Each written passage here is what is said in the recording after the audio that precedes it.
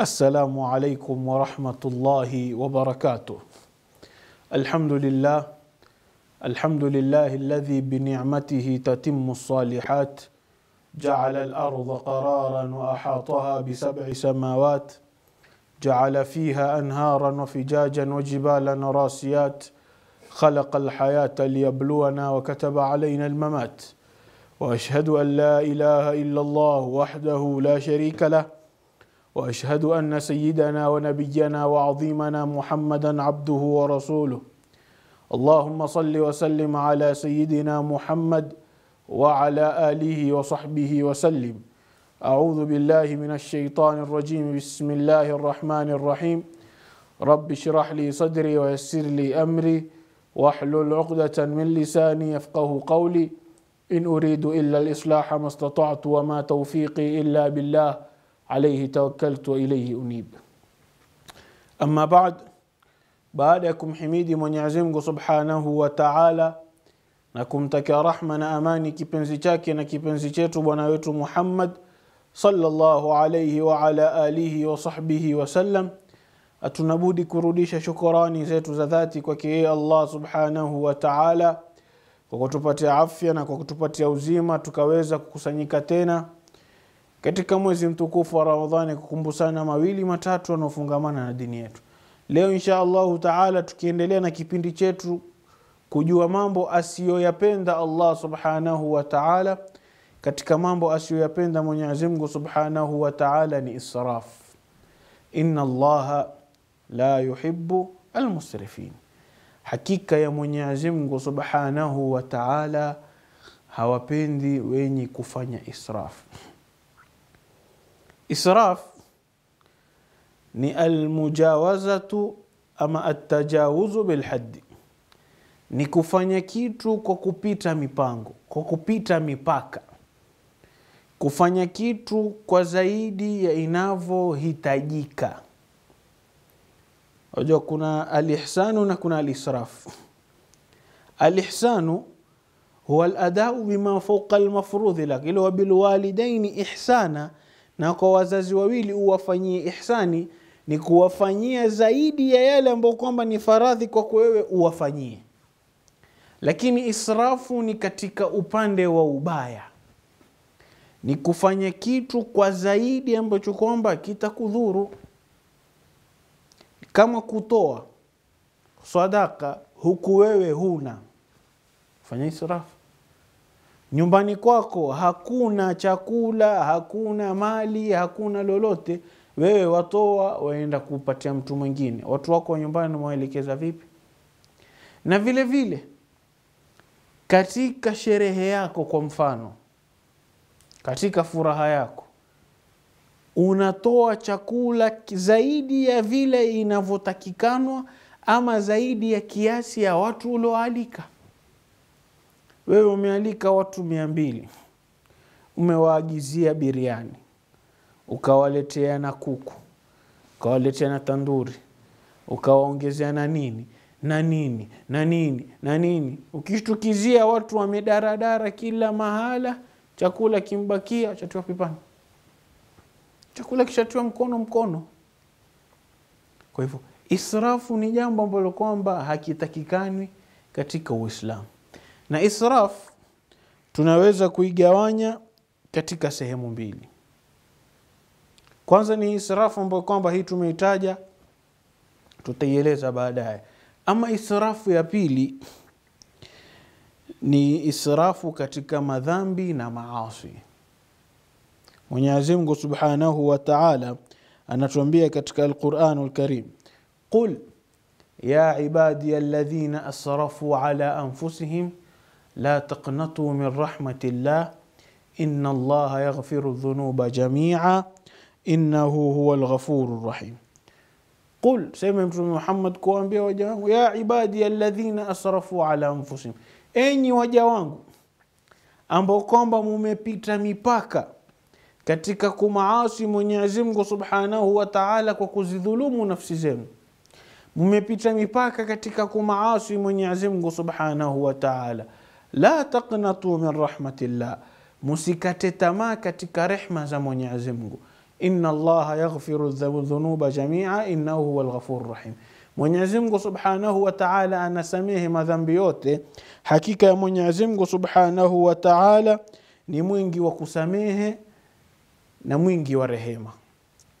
Hapa tunapopataka ya ibadi alladhina asrafu ala anfusihim, wamevuka mipaka. Kwa hivyo kuna watu kati yetu sisi ambao kwamba tumevuka mipaka katika madhambi, tumevuka mipaka katika kumaasi Mwenyezi Mungu Subhanahu wa Ta'ala. Kila leo tunabuni mambo ambayo kwamba yanamuudhi Allah Subhanahu wa Ta'ala. Kila leo tunabuni mambo ambayo kwamba yanamkasirisha Allah Subhanahu wa Ta'ala. Tunavuka mipaka katika kumaasi Mwenyezi Mungu Subhanahu wa Ta'ala. Ni jambo la makosa sana. Ni jambo la makosa sana kuvuka mipaka katika kumaasi Mwenyezi Mungu Subhanahu wa Ta'ala. Mwenyezi Mungu amekuneemesha na afya, ametuneemesha na akili. Vipi sisi tunaenda kumaasi Allah Subhanahu wa Ta'ala? Vipi tunakosa haya mbele ya Allah Subhanahu wa Ta'ala? Vipi tunakwenda sehemu ambayo kwamba Allah Subhanahu wa Ta'ala hataki kutuona sehemu kama hili? Na vipi tunakosekana sehemu ambayo kwamba Allah Subhanahu wa Ta'ala anatutaka katika sehemu kama hili? Vipi? Kwa hivyo al-israfu fil maasi wa dhunub, kupita mipaka katika maasi na kupita mipaka katika kumaasi Mwenyezi Mungu Subhanahu wa Ta'ala. Leo tunazo simu zetu, tunao social media, ni katika wasaila ambazo kwamba zimetumika leo kupita mipaka katika kumaasi Mwenyezi Mungu Subhanahu wa Ta'ala. Watu hawajali tena, watu hawababaiki tena, watu hawaogopi tena. Mtu haogopi ya kwamba anayemkosea ni Allah Subhanahu wa Ta'ala. Hatuogopi tena, hatuna tena hofu ya kumuogopa Allah Subhanahu wa Ta'ala. Hatuangalii tunamkosea nani, tunaangalia tunakosea katika lipi. Dhambi hili dogo tu. Mu'min yuona dhambi lake ni kama kuna jiwe liko kwenye jabali nataka kumwangukia. Na mtu ambaye kwamba si mu'min, ama fasik, ama fajir, anaona kama madhambi yake kama nzi ameketi hapa juu ya pua. Fanya tu hivi, tamfukuza. Kitu kidogo tu. Angalia namna simu zetu zimetufanya sisi kuvuka mipaka katika maasi ya Mwenyezi Mungu. Kuna wakati nyuma, hata si siku nyingi, mawiki kadhaa iliyopita, kuna clip ilikuwa zinazunguka chafu. Sasa katika TikTok kuna watu walikuwa wanaambizana, umeona clip ya fulani, umeona clip ya fulani. Mwenzako utamsikia mwambia, njoo DM nitakutumia. Wengine wanaandika katika comment, tutumieni hiyo clip tuchangieni katika madhambi. Wazi wazi. Tumeni hiyo clip tujichangie katika madhambi. Tunasema wazi wazi, hatuna habari, hatuogopi wala hatujali. Asi maneno Muislamu afaa ayaseme. Dhambi lifichwe, dhambi halifai kutangazwa. Mtu Muislamu mwenzako akifanya jambo la makosa, msitiri. Man satara musliman satarahu Allahu yauma alqiyama. Yule atakayemsitiri Muislamu, Mwenyezi Mungu Subhanahu wa Ta'ala atamsitiri yauma alqiyama. Leo hakuna kustiriana leo. Hatuna habari, hatutaki kujua. Madhambi tunayatangaza paruanja, makosa tunayafanya paruanja. Hii ni almujawazatu fil haddi fi dhunub, alisrafu fil maasi, kuvuka mipaka katika kumaasi Mwenyezi Mungu Subhanahu wa Ta'ala. Kwa hivyo ikhwata al-imani wal islam, tusiwe ni wenye kuvuka mipaka katika kumaasi Mwenyezi Mungu Subhanahu wa Ta'ala. Na vile vile tusiwafishe watu moyo ama kuwavunja watu moyo ya kwamba wewe madamu wafanya madhambi namna hiyo, wewe huna njia ya kurudi kwa Mwenyezi Mungu Subhanahu wa Ta'ala. La, usimkatie mtu tamaa madamu Mwenyezi Mungu Subhanahu wa Ta'ala yeye mwenyewe anasema ya ibadi alladhina asrafu ala anfusihim la taqnatu min rahmatillah inna Allaha yaghfiru dhunuba jami'a innahu huwal ghafurur rahim. Mwenyezi Mungu ni mwingi wa kusamehe, mwingi wa huruma. Kwa hivyo tusikate tamaa kwa rehema ya Mwenyezi Mungu, vile vile tusifanye israf katika maasi. Tuwe ni wenye kurudi mara moja kwa Mwenyezi Mungu Subhanahu wa Ta'ala.